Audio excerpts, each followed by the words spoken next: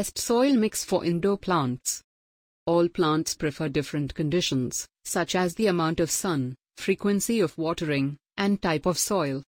More often than not, however, I discover this potting mix formula keeps my indoor plants, everything from succulents to greeneries, cheerful and flourishing. Half potting mix /25% perlite /12.5% peat moss /12.5% vermiculite. Or on the other hand, to lay it out plainly, half potting mix, and afterward for the other half, I utilize half perlite and a fourth of peat moss and vermiculite. Every one of these additional fixings accomplishes something a little unique, and eventually joined they establish the best climate to develop.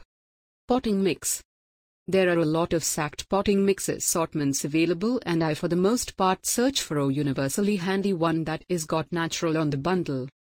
I find potting mix alone isn't adequate for my indoor plants, as water runs excessively fast through the soil and they can't hold sufficient dampness to develop.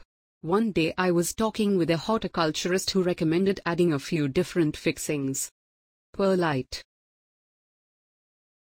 Perlite is a lightweight volcanic glass that improves water maintenance, air circulation, and waste.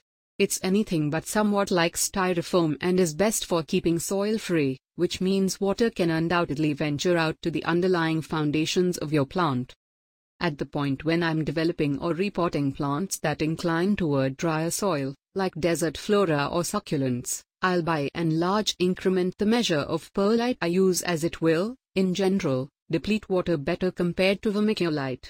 Simply know that an excessive amount of perlite can cause fluoride consumption, earthy colored tips on house plants, so look out for this and change your soil proportion to suit that plant's necessities. Peat moss, as the name recommends, is a sort of moss that assists with holding dampness in the soil. It holds dampness and delivers it to your plant's foundations on a case-by-case basis. Peat moss likewise assists with ensuring against outrageous temperature conditions, so, in the event that you discover your plants battle in summer or winter, this is presumably something you need to think about mixing into your soil. Vermiculite. The last fixing I add to my indoor plant soil mix is vermiculite. This stuff nearly feels like a little wood chips, and its fundamental capacities are to improve dampness maintenance and air circulation, bringing about better and more powerful plants. I trust sharing my indoor plant soil mix formula assists you with developing your indoor wilderness.